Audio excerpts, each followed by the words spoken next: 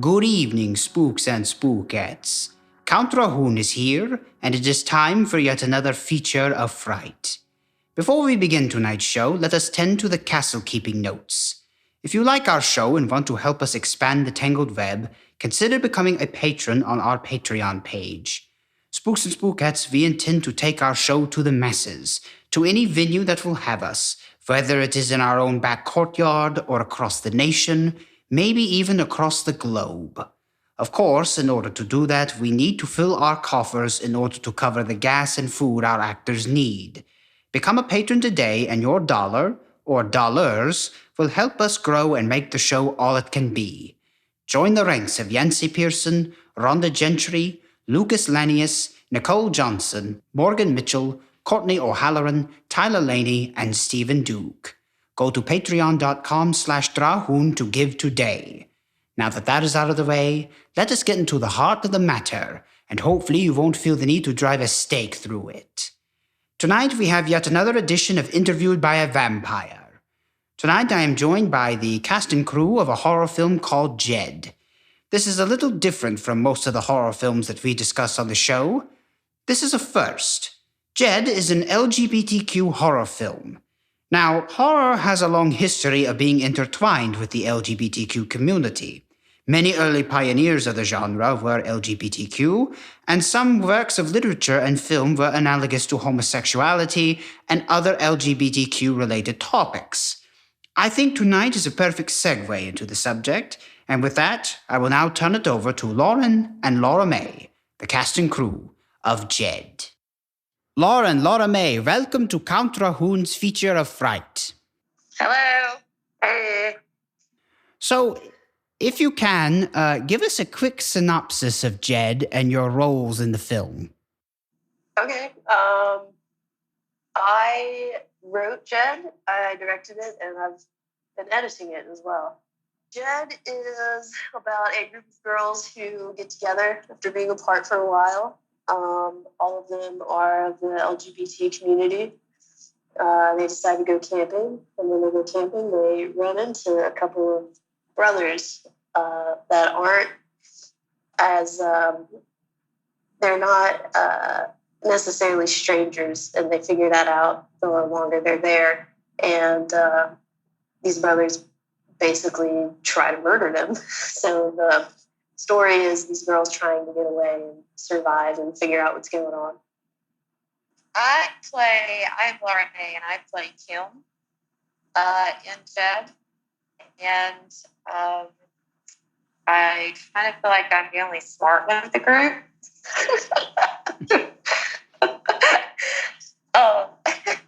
And I am also, I'm the only bisexual of the group of girls.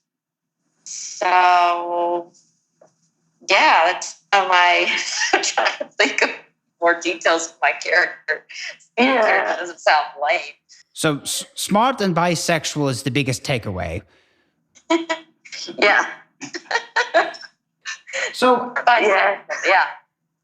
So, Lauryn, this may be more for you, but Laura Mae, you're more than welcome to chime in, of course. Why specifically an LGBTQ horror film? Is there something about this particular genre that stands out to you, and do you think it can catch on for general audiences? Well, I'm a lesbian, and every horror movie that I watch, for the most part, there's just not any representation for lesbians in horror movies, unless it's like sexualized in some sort of way.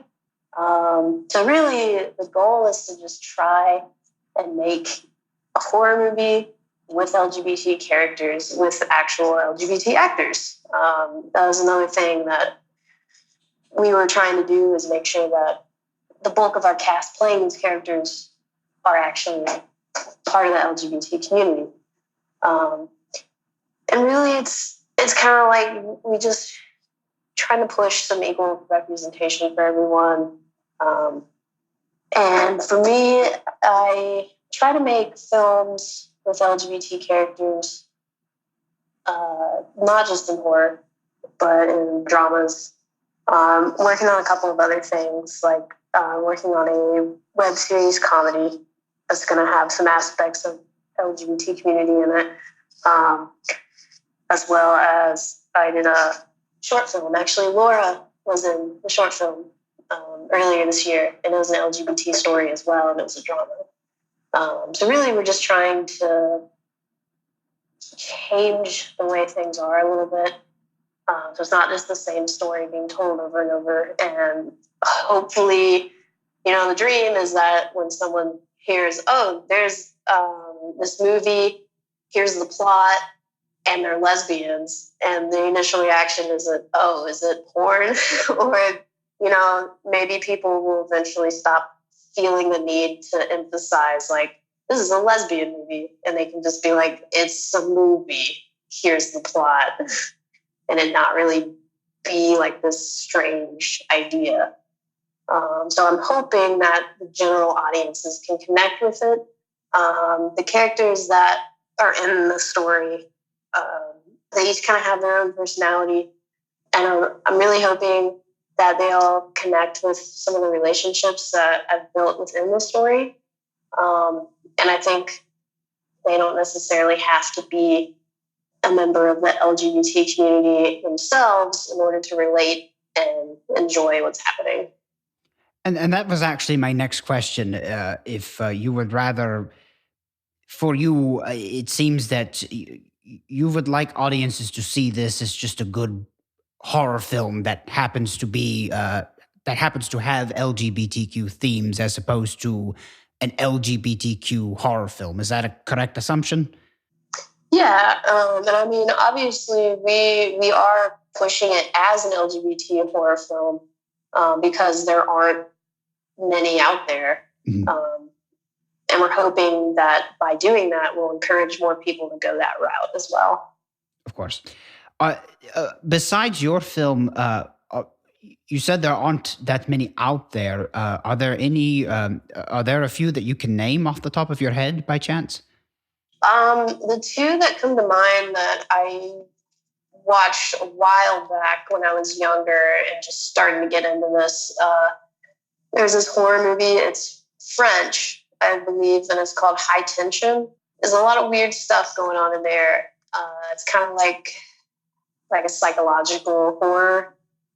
And it kind of doesn't really give away anything about these characters being gay until the very, very end. And you find out that one of them had a crush on the other one. And so that kind of, after seeing that, I was like, wow, why didn't they do more with that? Like, why did they leave it like that? And it kind of works on two levels, where on the one side, I'm like, well, that's really cool that they can tell the story and be like a gay movie, but, they don't focus on it, and that's not like their hook. So I'm like, that's great. But on the other hand, it's like, man, we don't get to see this enough. I really would have liked to see this like fleshed out more. So there's that one. And kind of the same thing with this other horror movie that I saw a while back. If I were to watch it now, I would probably be like, man, that's not that great. But it was called Five Girls. I don't know if you've heard of that one. It's like Catholic school for like kids who got in trouble or whatever, like high school. And again, the same thing. You don't really get any of those relationships until the very end of the movie. And it's only for a second. And it's, the same kind of dilemma, like, well, we can pitch it and use it as a hook, or we can just let it be as a story, and that's just part of it, but we don't focus on it. So just kind of interesting. And I personally want to be able to play with that as well in my films. It's interesting because doing the research, my homework for this particular interview, it came to mind from my perspective. Although there really up until fairly recently, there hasn't necessarily been an LGBTQ horror genre, so to speak. However, I think it's interesting to point out that the history of the LGBTQ community has always in some way been intertwined with the history of horror. If you look back in the early days of film, James Whale, the director of Frankenstein and Bride of Frankenstein, a lot of film scholars and critics have noted that he used a lot of his shall we say, the inner strife of growing up as a gay man in post-Victorian England may have had a lot of influence for him when he constructed the scenario that ultimately became the films Frankenstein and The Bride of Frankenstein. And of course, you could also look at F.W. Murnau. And then, of course, Clive Barker, in more contemporary terms. He's been a very big horror icon. And as I'm sure he's been a big icon in the LGBTQ community as well. So that's cool. That's very interesting. Yeah, I didn't know that. That's really cool and interesting. Yes, you and there's a lot of that, not just in horror films, but just Hollywood in general. A lot of the more iconic directors, George Cukor, for example, they've all left an indelible mark on Hollywood and filmmaking history. And there is in some of their films this subtext of dealing with their with the fact that a lot of them were closeted gay men.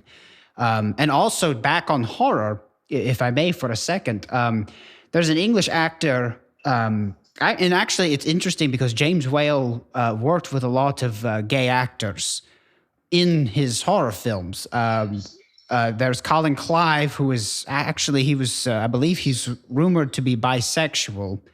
And then Ernest Thesiger as well. If you've ever seen Bride of Frankenstein, he was the actor who played Dr. Pretorius. And for some film buffs, he is an icon of the LGBTQ community as well. Both great films. There's a lot of interesting backstories and subtext to look into if you ever have a chance.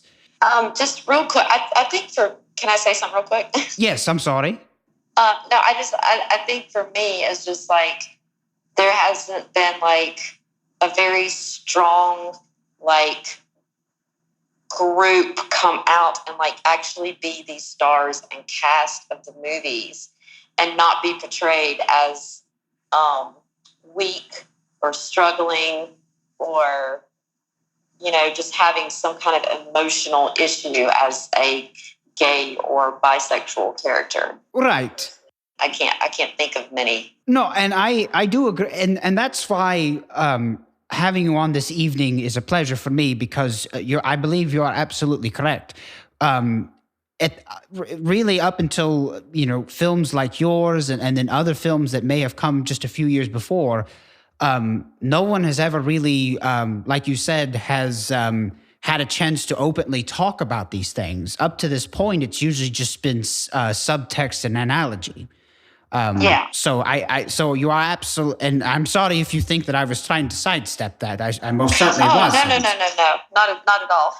Not at all. But no, you are correct, and that's why I want to learn more about your film, and particularly if you can you give us a quick breakdown of the process of the movie, how the idea first came about, and then ultimately the pre-production, the production, and then the editing, and where we stand now? Oh, Lord. Okay. Well, let's back up to October 2017. That's a long time ago. Yes, it was. I was talking to one of my friends, Kelly, and at this point, I had been making films, just kind of making short films, helping people with their films for like a year and a half or so. So not that long. And I was like, you know what? I want to do something bigger. Like I want to do a feature. And I was like, I want to do horror because I did a couple of short horror ones, but I didn't really like scratch that itch. So I was like, all right, I'm going to do it. I'm going to come up with a horror movie, something that we can do with a really low budget, something that's realistic. And I want I want my characters to be LGBT because that's my dog. Sorry. But that's just kind of like what I know. And for me, that's what's easiest to write when making characters. So it honestly didn't take me that long to do the first draft. It probably took me a couple weeks. And I started the script the same month I finished the script as far as a first draft goes. From October to December, I was making tweaks, calling around, messaging friends, trying to be like, how can we make this work? Do you want to do this? And at that point, I had kind of gathered a little bit of crew and gotten some locations in mind that I could use. And then in December, I was like, okay, like this is going to happen. And in December, I started making a production schedule for that next summer on like when we were going to shoot, where we were going to shoot. I scheduled a trailer shoot for April because I wanted us to all get together, run through a couple of scenes, make a trailer with it, and use it for fundraising for the film shoot. So I believe it was late December, early January is when I put out a casting call. And that's where we got most of our cast, which is how I met Laura. It was a little later before Laura joined us, though. It was funny because Kim was actually played by someone else for the trailer shoot. And then after the trailer shoot, that actress had to drop out due to a scheduling conflict. So then Laura jumped on board, and it was kind of a running joke for a little while about how she was not in the trailer, but she was in the movie. So April, we shot the trailer. We did a couple of scenes at a different location than our main location in, I want to say, May. And then there were like 10 straight days at the end of July through early August in 2018 where we went to a friend of ours' land. She has like tons of woods and space and everything. And that's where we shot 90% of the movie, just those 10 days. So it was kind of a long process to get all of that scheduled and to get everything together, get all the props, get all the right people. Of course, making tweaks to the script since, I wrote the original script in like a couple weeks. And I'm pretty sure I was making adjustments to the script like a couple days before we did the main shoot, just to make sure everything would work. For example, you gotta be able to change your script when it's needed. So I had written in originally a scene in a lake, and it was going to be a skinny dipping scene.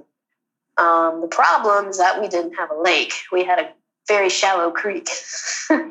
So it was Ed Wood in reverse. Yeah. So, they could have skinny dipped in the creek and it would have been really awkward. Right. So it's kind of like at the last minute, we had to be like, okay, we got to rework it. And we did what we could to keep the concept of what happens in the original scene and like the point that it made. So I think we did okay with that, changing that up. So after we finished shooting, there was a big lull in editing. Normally, sometimes people will either want to start editing right away or people will be like, I need a minute because I just did a lot of stuff and I need to breathe for a minute. So I kind of had the latter approach. I was like, okay, I need a minute. But like that was like 10 days of packed stuff. Like we were shooting until 6:30 in the morning a couple of nights. And my laptop that I edit with decided to just kind of crap out on me. And I couldn't edit the film because I didn't have any technology to do so. And I'd pass it off to a friend and she organized it for me. Just like organized the video and audio and synced a few of the scenes, which was great. And then at that point, my computer was still not cooperating. But luckily, I had a friend I went to college with who's one of my best friends that doesn't live that far from me. Graham, who's the other editor.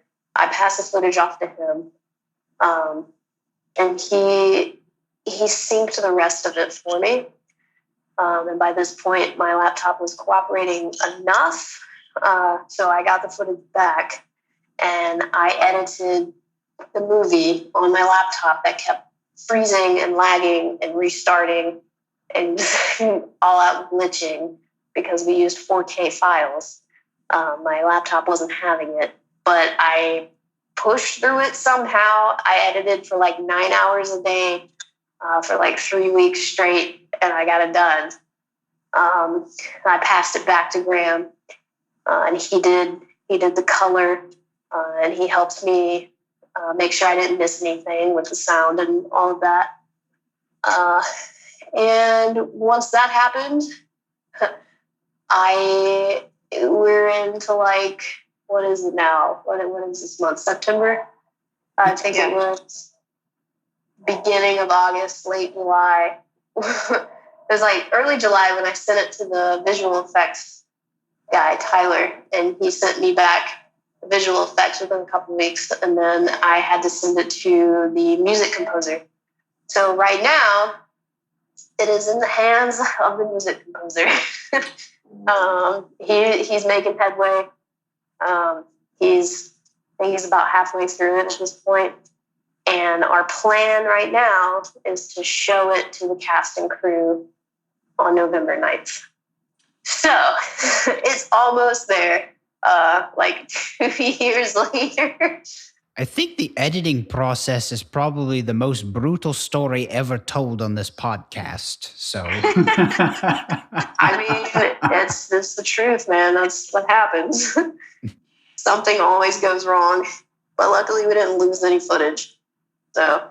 So would you say that was probably the more challenging part of the whole process, or is there something that comes to mind that may have been a bit more rigorous? Well,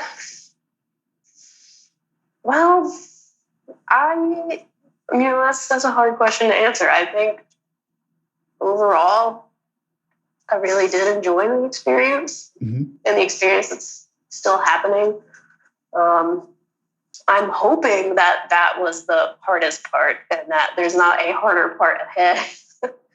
I was going to say, how can it get more difficult than that? I know. That's why I'm like, man, I can't even imagine what would happen at this point. I don't know. Well, we'll just knock on wood for now. How about that? I was going to say, don't say that. I know. I guess just getting it edited, like being able to have my computer cooperate and me like pulling my hair out for 9 hours a day for 3 weeks. Like, oh my God. Because I would fix something and then my computer would freeze and it would crash. No, and then have to go back and do it again before it would crash again and save it. It was the whole thing. So for both of you, what do you think was the most rewarding part of this process? You can go first, Laura. Oh, that would be quite easy for me. I would definitely say it was being with this great cast and crew and becoming a part of their family, meeting people I had not met before, and just feeling so much love on set and so much support. And working with Lauryn was so amazing. She had everything was so laid out as, this is what we're doing. This is where we're going to go, and here's how to be safe. And here's, there are a few scenes that are very emotional in the movie. And as an actor, getting to those emotional places can be very tiring and strenuous. And, just having the support and having my space and having people on set, even saying, just watching out for me and protecting me and making sure I was okay and I was good. And just, I made so many friends doing this movie that I'm still connected with. And one of the most exciting things about seeing the movie is being back with them, with that, that same group. So for both of you, what do you want audiences to take away from JED? Honestly, I just want people to watch it. I want them to have fun watching it and enjoy it. I want them to maybe think, I want them to like be inspired to do it themselves, I want them to watch it and be like, that looked like it was a lot of fun. Like, I want to do that. Maybe like if they've had that urge before, maybe it's a nice encouragement. Like, if these people can do it who have never done it before, I can do it. I can try, at least try. And I want people to watch it and think, these are LGBT characters.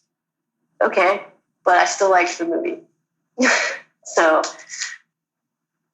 I would probably say that I want somebody to see it on like Amazon or something and say, hey, look at that actor. I like her. That's her. Two, it's just I want them to say, being a female in the acting biz, a lot of the main roles go to men, unfortunately. And I want them to see this movie and say, this was a movie full of some great women. And they... Sorry. The children of the night are calling.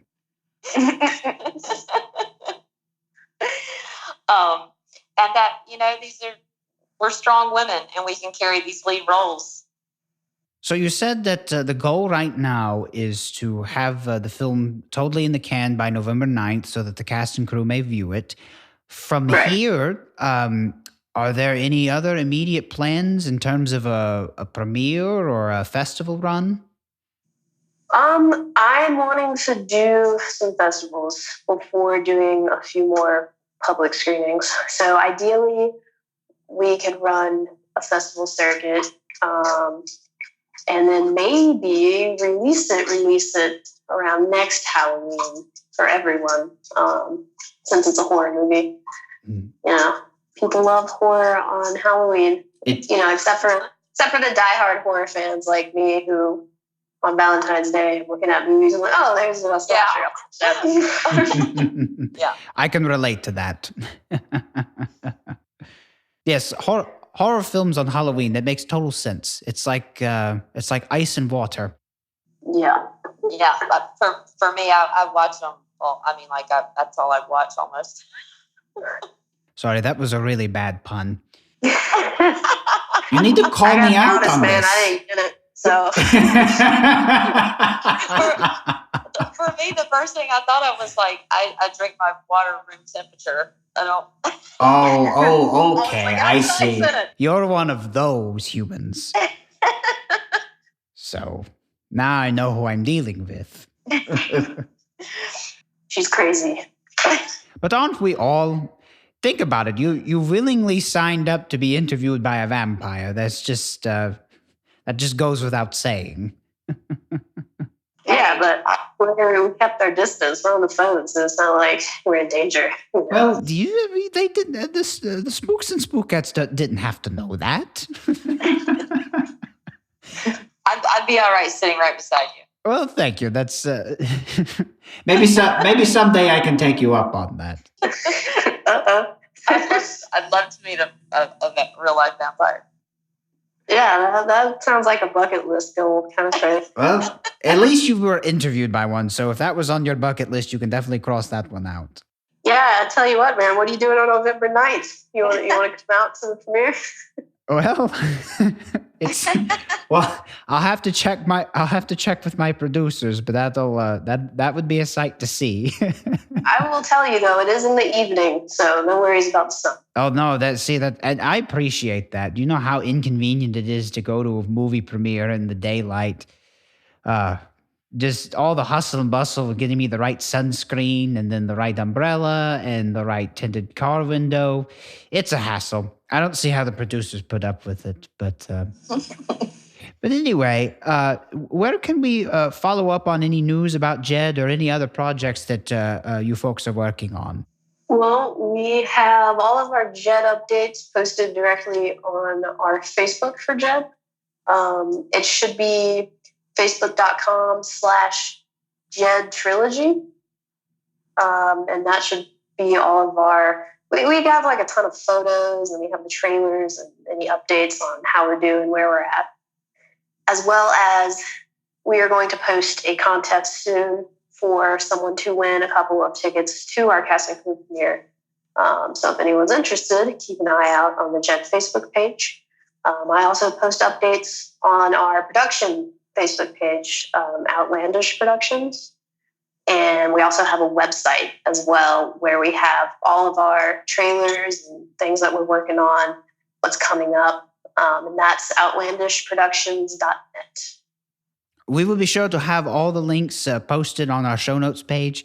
But unfortunately, that's all the time that we have this evening. But Laura Mae, I really appreciate you joining me this evening on Count Drahoon's Feature of Fright. And I wish you very well on the premiere of JED. And if you have any other horror-related projects, feel free to give your Count a ring, and we'll have you back on the show. I definitely will. Thanks for having us, Count. Yeah, I actually write a few horror shorts of my own, so yeah. Oh, you'll have to send them to me. I'm interested. They're quite good. Yeah, I have one on Amazon Prime that you can watch now. It's called Crispy with a C. Ooh. It was my first short film I wrote and starred in. Okay. No, I'll check it out, and I'll actually get me the link, and then I'll definitely post that on the show notes page, because that's great. Cool. That's very fascinating. Sweet. Yeah, thank you. Spooks and Spookettes, like I said, we are running out of time, but be sure to join us next time for yet another feature of fright. Until then, as far as things go when things go bump in the night, there are such things.